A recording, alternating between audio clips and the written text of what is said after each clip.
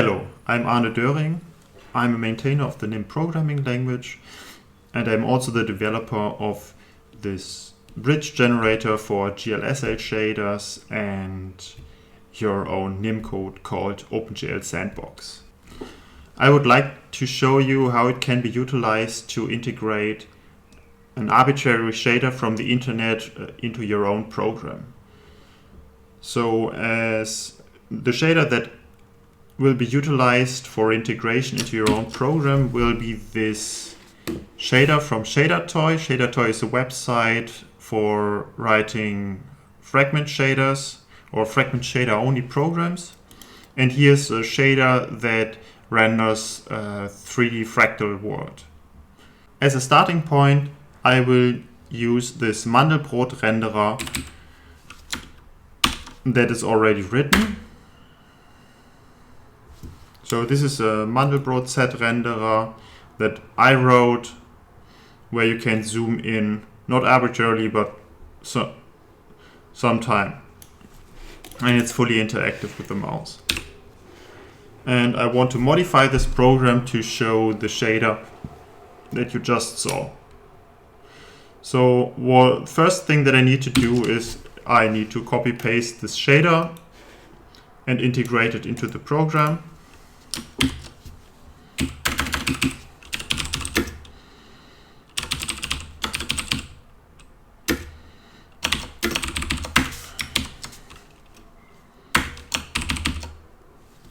So now we have the shader as a constant. Then I take this shader code and make it available in the rendering function.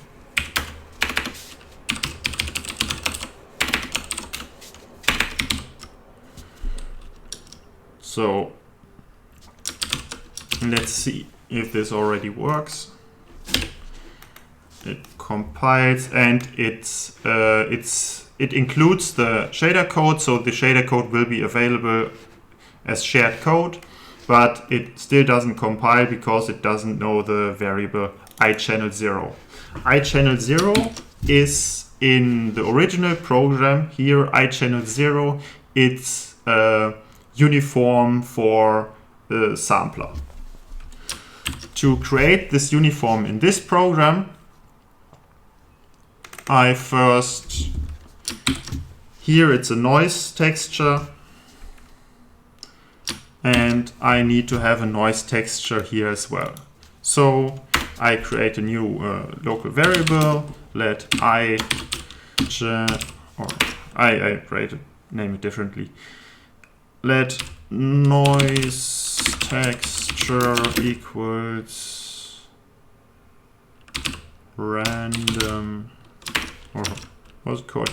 Noise texture 2D with the size vect I 256. So let's see if it compiles. Did I write it correct? Undefined identifier noise texture. Okay, I was cheating a little bit. The procedure noise texture 2D actually doesn't exist in this library. It's a procedure that I wrote. And it just creates an array with random data and loads it to the graphics card as a texture. Then I need to pass this noise texture to the fragment shader. And this is what I do here in the uniform section. So as we saw in the Shadertoy, I need to have iChannel0, and this is my noise texture. Now let's see if this already works. Of course not, but it's now another variable, iChannel resolution, that doesn't work. iChannel resolution is something that I have to fix manually. Currently, no arrays can be passed down as a uniform. So I have to say iChannel resolution 0 is, I know that texture dot size.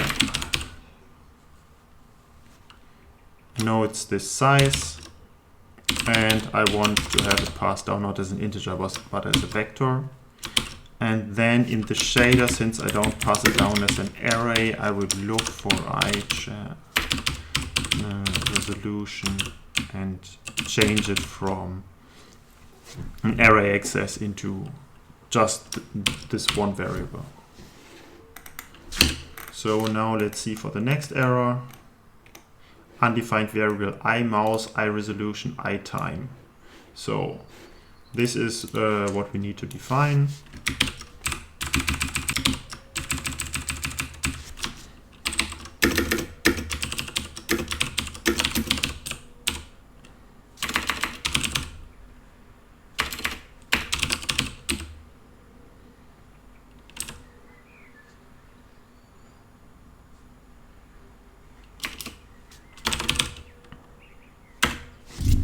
So let's see if I have a mouse variable and I have mouse, get mouse state, button state, mouse pos here is a variable that is defined, but it is an integer. The mouse position is forwarded to the shader as a floating vector, so it should be this. To make it more clear that it is actually a type conversion, I write it nowadays like this. Now I need iResolution, and that's again vec2 f from window.size. Then I also need to forward iTime. Let's see, do we have a timer? Timer, yes, here we have a timer that starts when the program starts. So timer.time, and this is a double. We don't want to use a double in the shader, so we do float 32 conversion. Better said, it's a float 64. But in the shader it would be called a double. So I think that's it. Let's see what the shader compilation now says. Yeah, it works. But it's not doing anything else. It just compiles the shader and gives me the old program. That's because we are not actually calling the code from the website. So the code from the website has an entry point that's called main image. It has as an output argument frag color and an input argument for the frag chord. So we can call this pretty easily by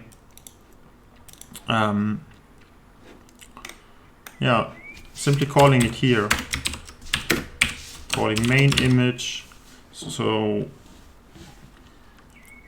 output is color, and frag chord is gl underscore frag chord.xy, semicolon, don't forget this, and we can remove the rest from this shader. So let's see if it works now. Yes, the shader now works as it is from the website. It's moving, we can move the mouse, it's interactive, the time is set properly. So that works flawlessly without issues. So now we can clean up. We don't need these inputs anymore. We don't need this anymore because we are not using mouse buttons here anymore. We don't use the mouse wheel. This code can go. The texture chord is not used, as well as the position is not used. Yeah, I think all of this can go, as well as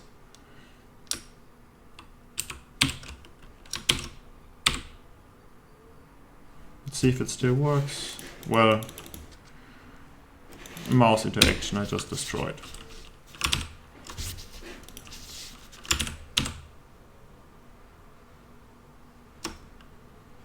Okay.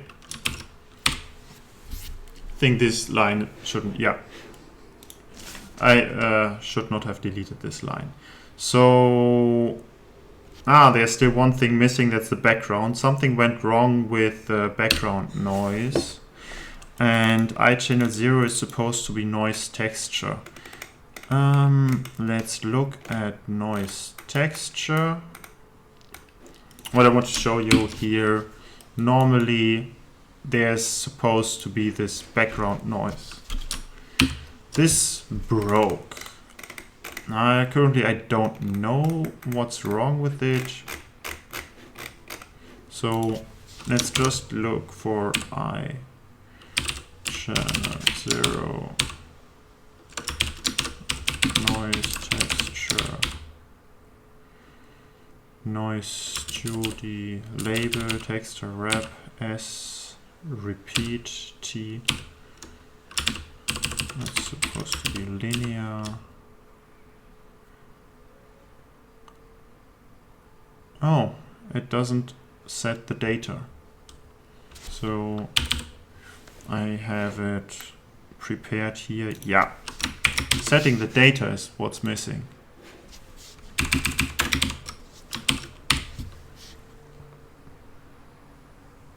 Yay, now it kind of works.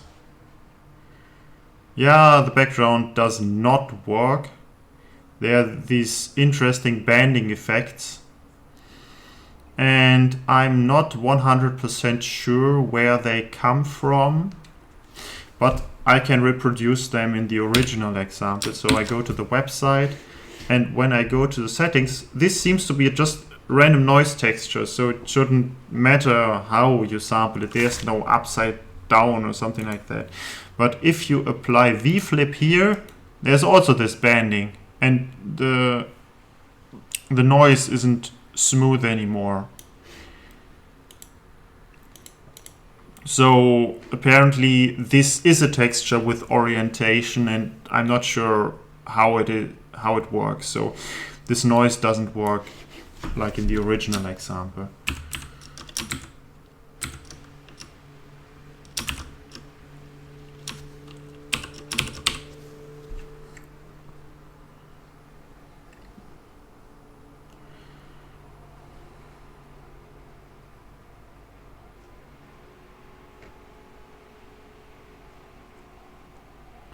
Yeah, and there's another thing that doesn't work as in the original example, also related to the noise function.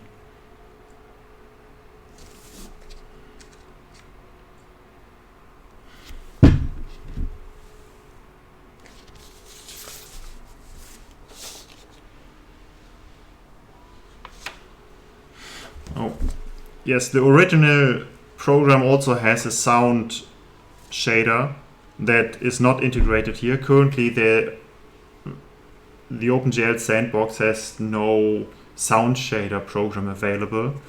I think that will change in the future. And also make sure whenever you integrate source code like this, check for the license if you're allowed to integrate it like this, or at least contact the author. I did not contact the author of this shader for my video, but I will give him credit. I did not write this shader, and I will not release this shader as part of my program, so it will be only used as an example for this tutorial. Thank you for listening, and happy hacking. Bye.